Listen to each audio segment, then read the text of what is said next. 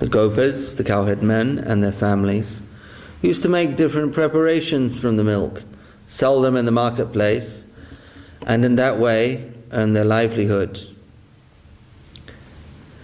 As the grazing ground in one place was finished, they would move from one forest to another. Only for the purpose of attaining grass for the cows, Krishna's father Nanda Maharaj and the cowherd men would wander from one place to the next. In this way, they lived sometimes in Vrindavan, sometimes in Nandagram, and sometimes in Gokul. Once, Krishna wanted to assert himself and modify the worship of Indra. He wanted to establish his own domain, Vrindavan, in its pristine glory.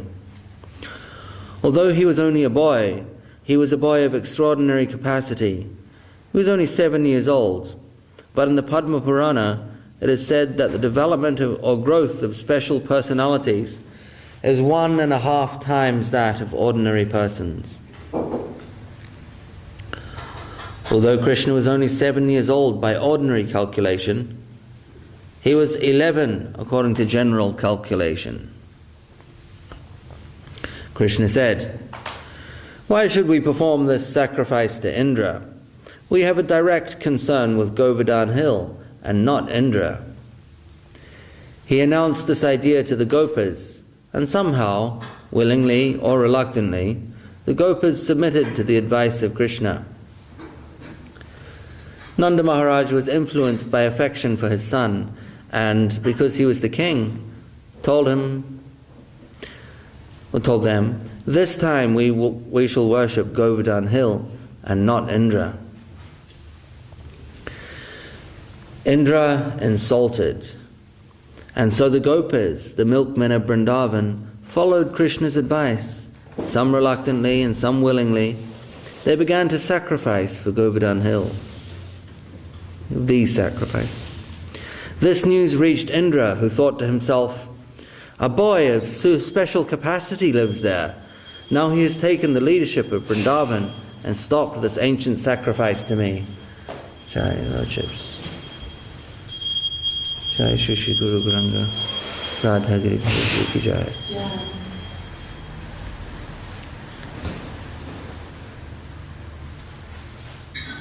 For a long time, it was the tradition of the gopas to perform sacrifice to satisfy me. And now one boy is the cause of stopping my sacrifice? He was very much enraged.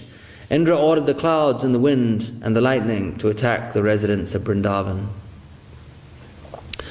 According to Vedic understanding, all the elements are personified. In ancient days, the Aryans and Rajarishis, elevated human beings and great sages, used to see everything as persons. They saw everything in a personal way. They thought of the creepers, the trees, and everything else in the environment as persons. They understood that they were all persons who, according to karma, are wandering through the different species of life. Once, I was asked by a professor of biology about alternatives to Darwinian evolution. I advised him that evolution from consciousness to matter may be understood on the basis of Berkeley's theory. Whatever we think of is really part of our consciousness, and consciousness means person. Everything that we may be conscious of is a person. We may think of the wind as an inanimate object, but it was thought of in the Vedic line as a person. Lightning, wind, clouds, and rain are all persons. Whatever we consider to be elementary matter, gross and subtle, was all considered by the ancient seers of truth to be persons. Indra commanded the wind, the clouds, and the rain to go and devastate the whole area of Gokul Vrindavan. "The residents of Vrindavan have insulted me," he said. "They have rejected me. They have stopped worshipping me and are instead worshipping that mountain, that hill of Govardhan. I can't tolerate this insult. Go and devastate them." By the order and wrath of Indra, the master of all the higher subtle elements, heavy rain began to fall, and so thunder, hail, and rain simultaneously attacked the whole of Brajamandal. Consequently, all the residents of Vrindavan were thrown into a great disaster. Misery, pain, sorrow afflicted the animals and the protectors of the animals, the Gopalas. So the helpless, the women, children, and animals of Vrindavan had no alternative but to take refuge of Krishna. They all came to Krishna for relief. They cried, "O Krishna, now what are we to do? You influenced us to stop the sacrifice meant for Indra, and now Indra, being vindictive, has become to afflict us in this very heavy way. How can we live? Please save us." They all came to Krishna for protection. Seeing this, Krishna had much pity for them. Being merciful upon them, he smiled a little, thinking, They have all come to me for relief. At that time, with only one hand, Krishna lifted up the Govardhan mountain. For him, it was a very easy thing. With one hand, he uprooted the hill and lifted it up as a child lifts a toy ball. And holding up that great mountain, Krishna gave protection to all those who were living in Gokul. The men, women, children of Vrindavan brought the cows and all their worldly goods and took shelter beneath Govardhan hill. The whole cowherd society was given shelter under that hill. In this way, by lifting Govardhan hill, Krishna gave protection to the residents of Vrindavan and crushed the pride of the Lord of Heaven, Indra himself. And so Nanda Maharaj prays in this verse, "May that Lord of the cows be satisfied by us. Who is Indra when compared to Krishna? Krishna is the master of Indra, and yet he has appeared as the master of cows. The Supreme Absolute Truth has accepted a simple position as the keeper of cows. Superficially, he is a mere cowherd boy, but let that cowherd boy, who holds within him the power of controlling the whole universe, be satisfied with us. We want to worship that Lord who has taken the humble position of the king of the cows." From this verse of Srimad Bhagavatam, we can understand the position of the Lord's pastime at Govardhan. It is also described here that when the Brajavasis worshipped him and engaged in sacrifice for his satisfaction, they saw Govardhan hill as the Supreme Person, extending his hands, accepting the things offered to him, and feeding himself. At that time, Krishna pointed out, "You see, you thought that Govardhan hill was only a heap of stone.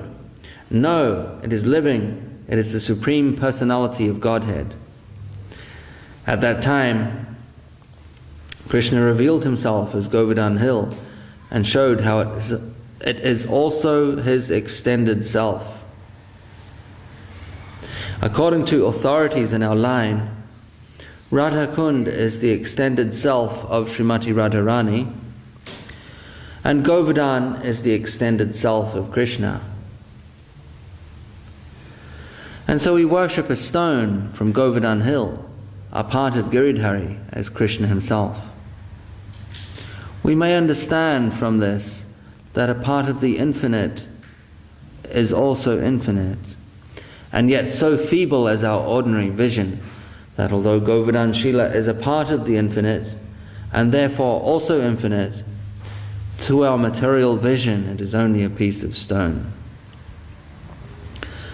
This pastime shows that a thing may appear to be of ordinary stone, but its possibility is infinite.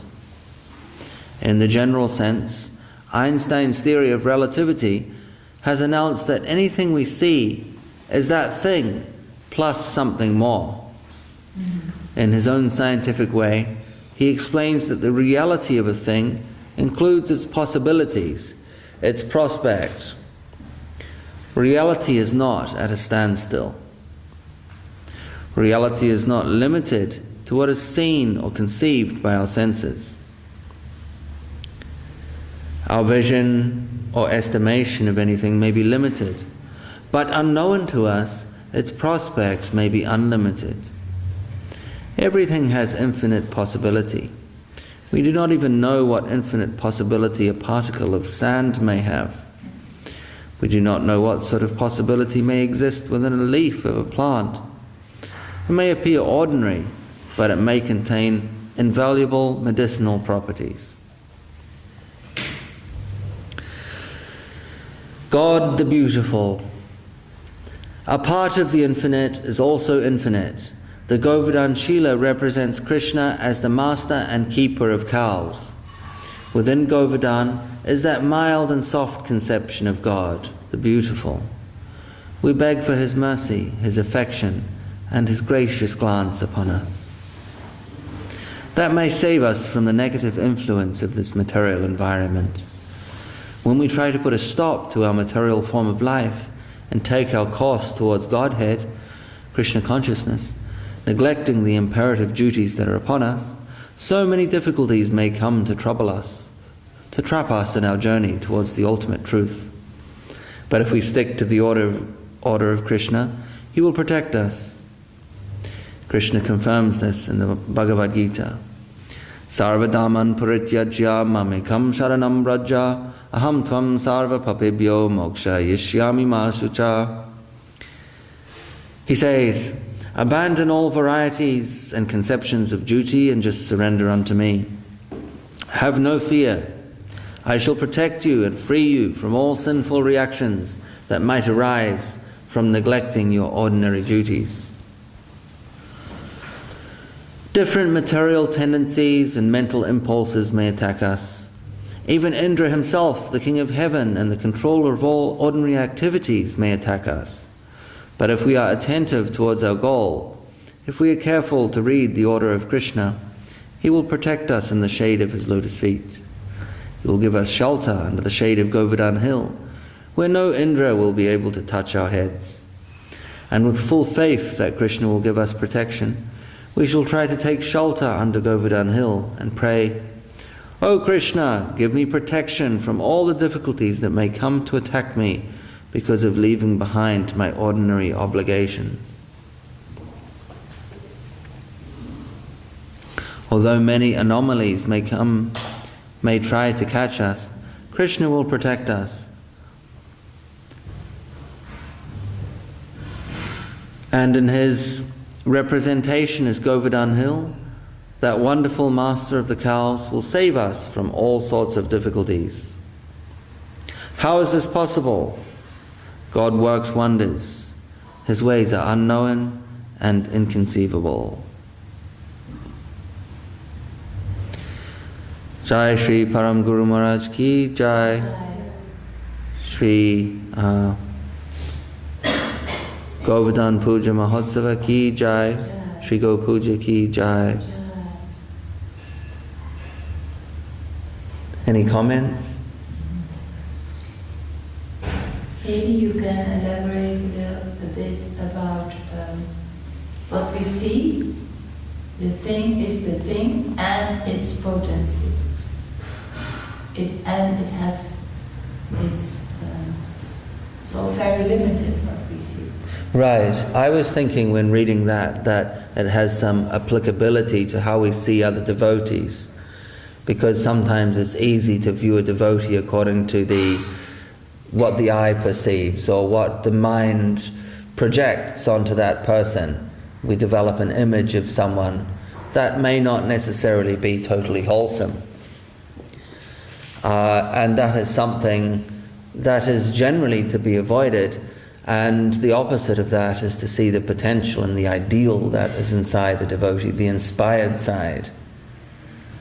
Rather than, for example, Govardhan being the highest devotee, the lowest way of seeing that is Govardhan as a piece of stone, as Guru Maharaj says.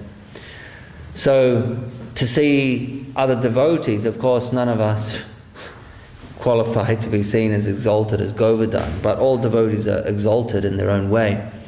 And so to see them on a lower level as something characterized materially, that is equivalent to seeing Govardhan as stone, not seeing the innate potential of the infinite, or devotees that are in connection with the infinite. Their potential also needs to be recognized. And with that, the ideal that exists in the devotee, because although someone may be at a limited place on a trajectory, on a scale of spiritual advancement, the process is dynamic and moving.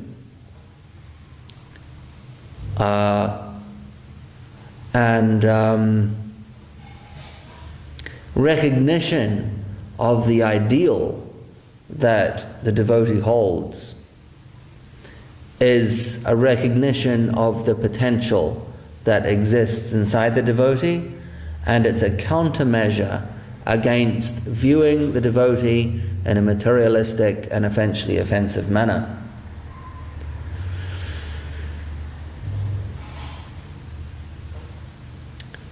The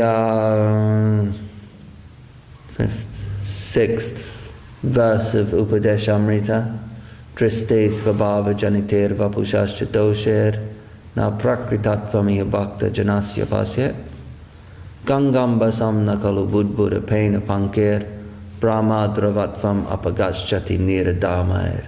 It touches on the point that to view a Vaishnav with material consideration, or to see in the psychophysical nature of a Vaishnav some faults, and then to point your finger at those faults or make some kind of judgment or determination about a Vaishnav based on that external appearance, is detrimental. And Rupa Goswami is saying it's not at all recommended. In fact, it should be quite stringently avoided. Because any perceived faults on the surface are like foam that appears on the surface of the Ganga. And the Ganga is intrinsically pure. And the foam that appears on the surface is something that simply arises due to the nature of water.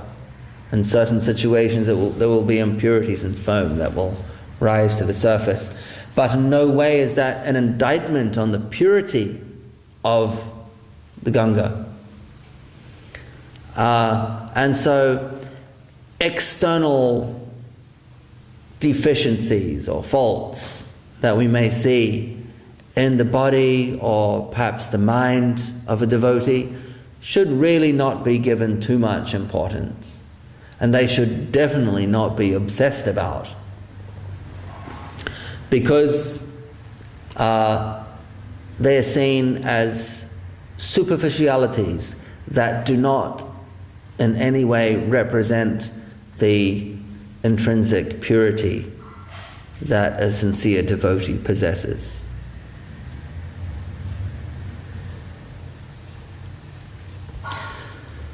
That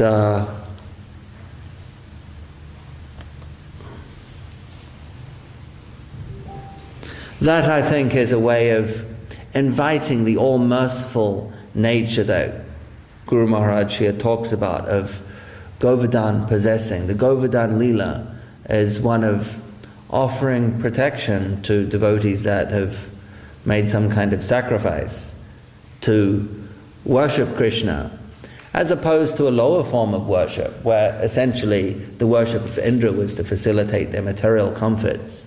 So they've sacrificed that, and at some measure of risk, worshipped Krishna instead. And although there is some difficulty, Govardhan offers protection, both as Krishna and as Krishna's devotee.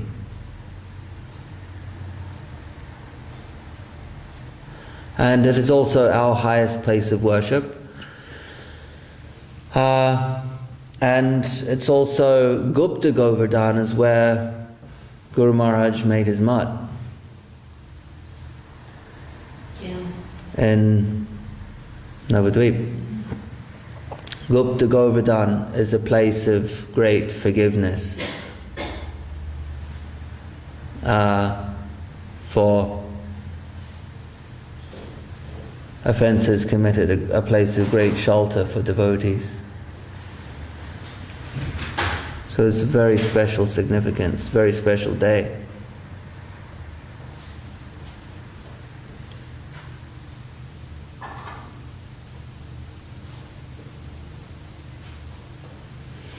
Another point is that Guru Maharaj makes is the perception required to appreciate the true nature of Giriraj. As he says, and as we just discussed, that the lower perspective is just that of a stone.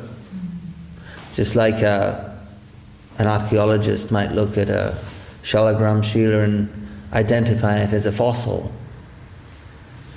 There's lower perspectives, but as the point Param Gurudev makes is that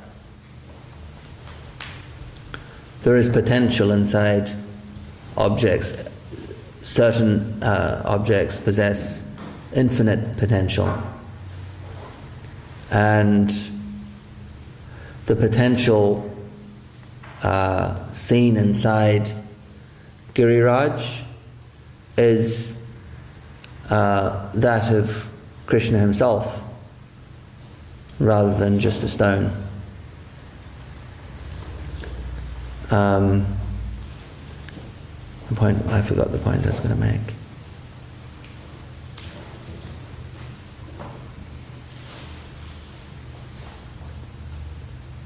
The infinite possibilities in what we see, actually. Oh yes, that's right.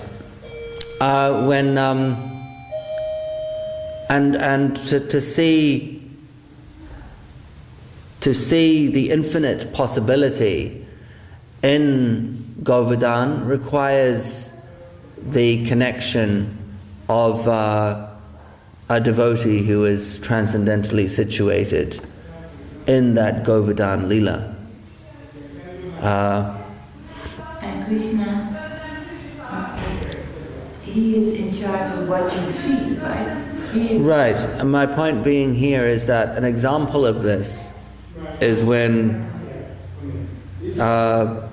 Mahaprabhu passed away, Swarup Damodar Goswami passed away, and Raghunath Goswami then went to Vrindavan. And good morning, come in, yes, welcome. Come and take a seat. Over here, over here.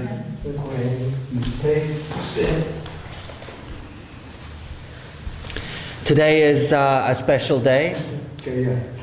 Today is the worship of Govardhan. Govardhan Puja. Yes. So we have just been talking about this Leela, this pastime, and we read a brief description of it by our Param Gurudev. So now we are talking about some points that are contained within this pastime. Yes. Before I came one time here, and I was busy, that's why we thought we'd come again and to join this. Very good, yeah. Program, yeah. Excellent, it's a perfect time to come. Thank you. We have Govardhan there. You see Mahaprabhu, and on Mahaprabhu's left is the Govardhan Shila. So Govardhan is worshipped as Krishna, as identical to Krishna. We also here have Gunjamala, so we have Radha and Krishna. Radha Giridhari. And so today is the day of worshipping Govardhan. Say it's almost the appearance of Govardhan, perhaps. We worship Govardhan. You know this Leela? Huh? Briefly, you know this Leela? This pastime? Just a little bit I read, I think previous. It's in the Bhagavad Purana. Yes. We are actually Hindu, we are from Nepal. Oh, you're from Nepal. Very good. So we have a big temple, and we celebrated last night Yeah. Lakshmi Puja. Oh, okay. Diwali, you know. Yes, yes, It's yes. great. We dance it together and enjoy all family, bless the girl. We did, and we remember today. This is a special day. Yes. Why not come here? Definitely, definitely. Decide to come here. Nice to meet you. There are different pujas and celebrations that are performed to achieve various results. I believe Lakshmi Puja is for wealth and abundance. Is this correct? Yes. That's right. We are just discussing this Leela where worship is performed for material abundance and wealth. And this Leela is one of high devotional sacrifice, where the focus is not so much on material wealth, but on spiritual wealth. Because material wealth is okay. It's needed. You need money to live. You need money to live comfortably. You don't want to be stressed about money. But you can't take it with you when you die. That's the problem. So when you die, you want to take with you something that is of value, longer term value. And money is not of longer term value. So money should have its place in your life, but not occupy too much space that leaves no time for spiritual cultivation. And this history that we're celebrating today is a story of sacrificing the worship of something which gives short-term material needs in the interest of something which gives eternal spiritual wealth and fulfillment.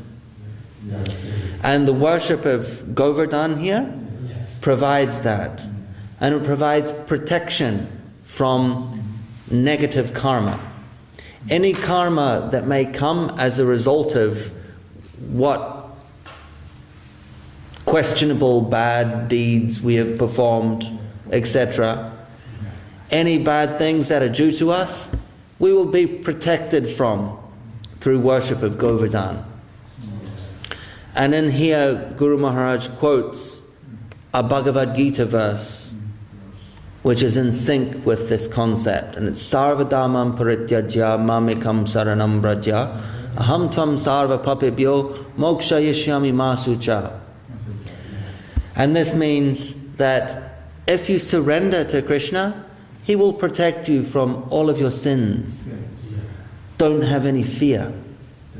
You can give up your fear through surrender to Krishna, not surrender to Giriraj.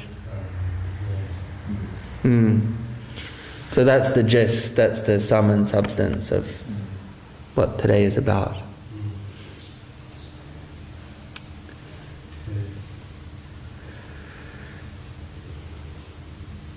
We're going to just finish up now and we'll do some singing.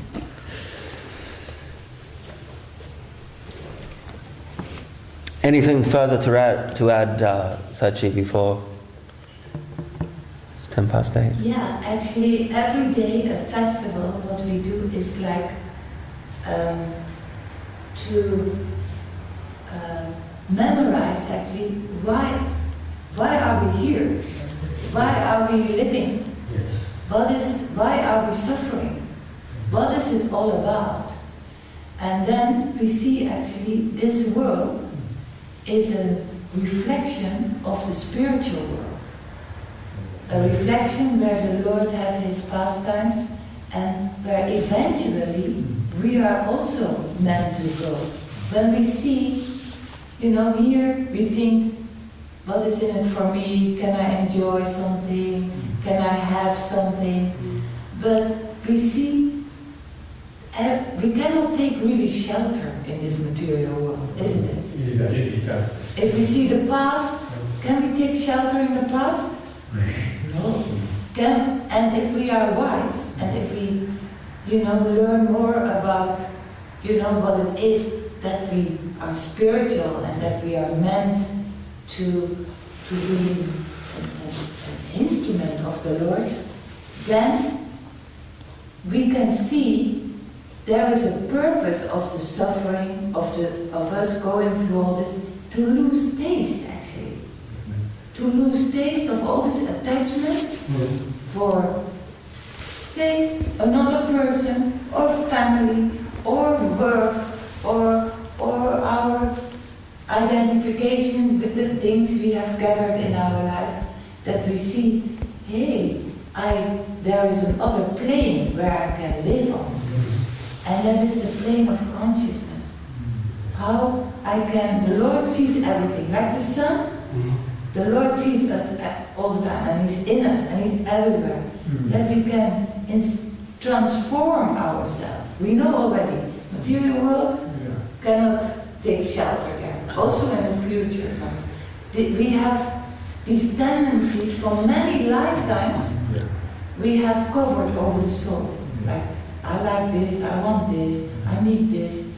But they have no substance. Definitely. So what we are is, how can I be of good things to do for other people, for the Lord, coming to the temple, give of myself. There is my happiness, not in material things. They are coming and going, then we get attached to it, and then it's all, not giving us happiness. What is giving us happiness? When we can be connected with the Lord and say, okay, my Lord, what Prabhu said so nicely, Sarvadharma Pavijaya, I surrender to you. I want to give of myself. How many lifetimes we have to do? Come back, maybe in another form also. This human form is a very high form to be connected with the Lord, and do it now. To be good, to be spiritual, to not to have so much desire to gather material things, and then identify ourselves with it, like, wow, I'm good. To keep a body and soul together, that's okay, what Prabhu said. We need material things. But just to develop ourselves spiritually, because that is a great gift, the material form. But we have a proper self and an improper self. The improper self is the egoistic self who thinks, I need mine, this is mine, I want this and that. And the proper self is, what can I give? What can I do for the well-being of everything? That the Lord sees, and then we become happy inside. That's the real divine enjoyment. That is the whole journey we are going through. And this day is reminding us, every festival day is reminding us of our best friend, our guardian, our loving guardian, that is Krishna.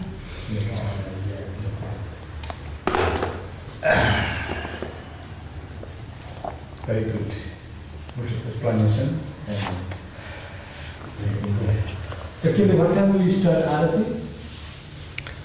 Arati. Today, I think it's midday. Midday, what time? Midday, 12 o'clock. 12 o'clock, okay.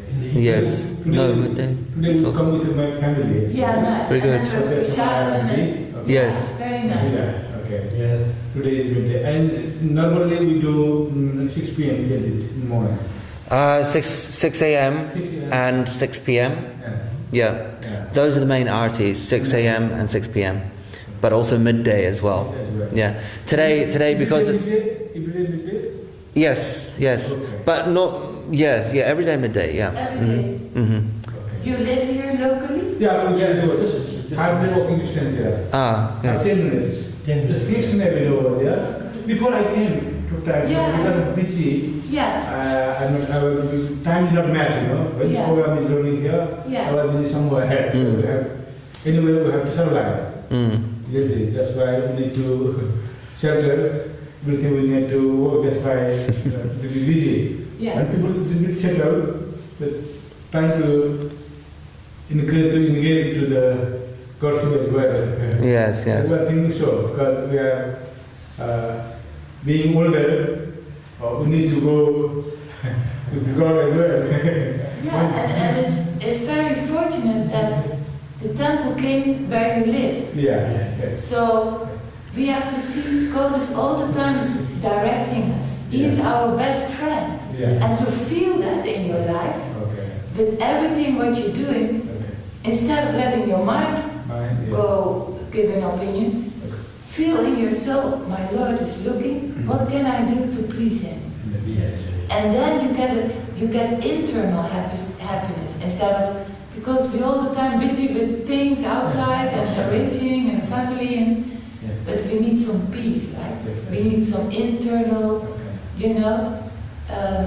like some life in the, and we're searching for friends, we're searching for love, but there is our real love, there is our real friendship that never will go away. Our eternal relationship with the Lord.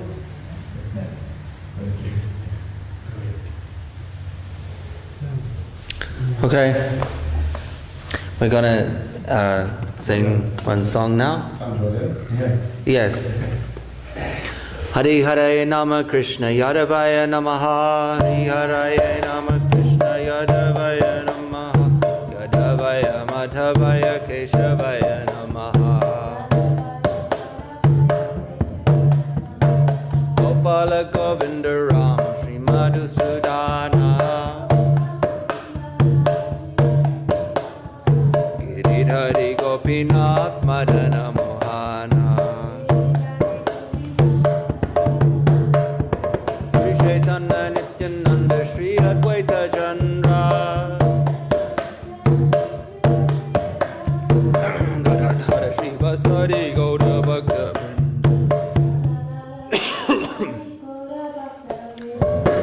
Jai Rupa Sanatan Bhatta Raghunatha. Shri Jiva Gopal Bhatta Das Raghunatha. Echai Goshai Kori Charana Bandhana. Jaha Hoite Vigdana Sabista Purana. Echai Goshai Muni Tanra Dasa. Nasabara Pararenu Mura Panchagrasa. Nandara Charan Sevi Bhakta Sanivasa. Bhakta Sanivasa. Janame Mura E Abhilasa.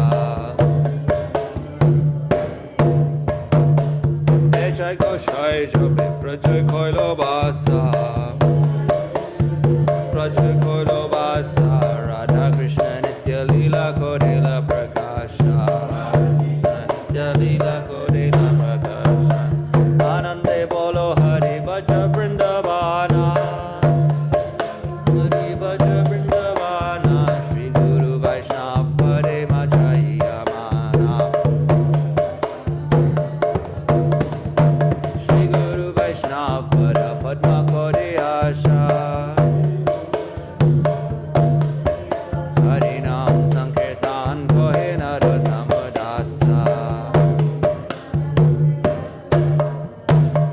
Hare Krishna, Krishna Krishna, Hare Hare, Hare Krishna, Krishna Krishna, Hare Hare Rama, Rama Rama, Hare Hare.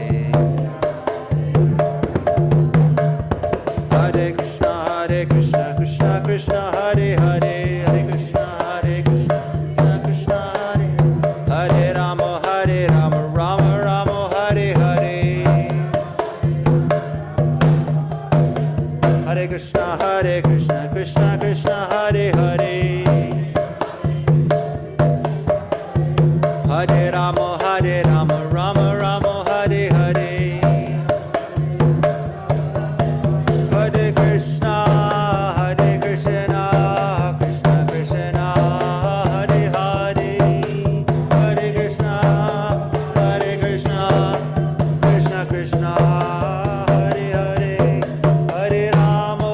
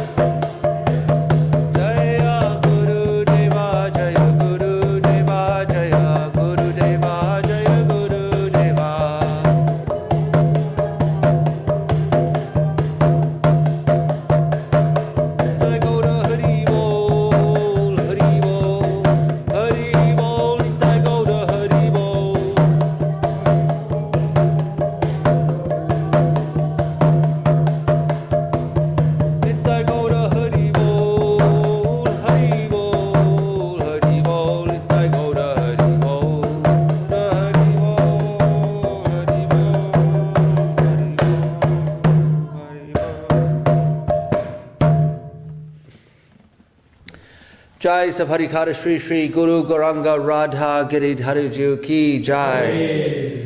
Jai Vishnupad Srila Bhakti Nirmal Acharya Maharaj Ki Jai. Jai Vishnupad Srila Bhakti Sundar Govinda Dev Goswami Maharaj Ki Jai. Jai Vishnupad Srila Bhakti Rakhak Sridhar Dev Goswami Maharaj Ki Jai. Jai Vishnupad Bhagavan Srila Bhakti Siddhanta Saraswati Goswami Maharaj Prabhupada Ki Jai. Shri Rupanuga Guru Varga Ki Jai. Namacharya Srila Haridas Thakur Ki Jai. Samaveda Vaishnav Mandala Ki Jai. Samaveda Bhakta Vrinda Ki Jai. Shri Govardhan Puja Maha Mahotsava Ki Jai. Shri Go Puja Mahotsava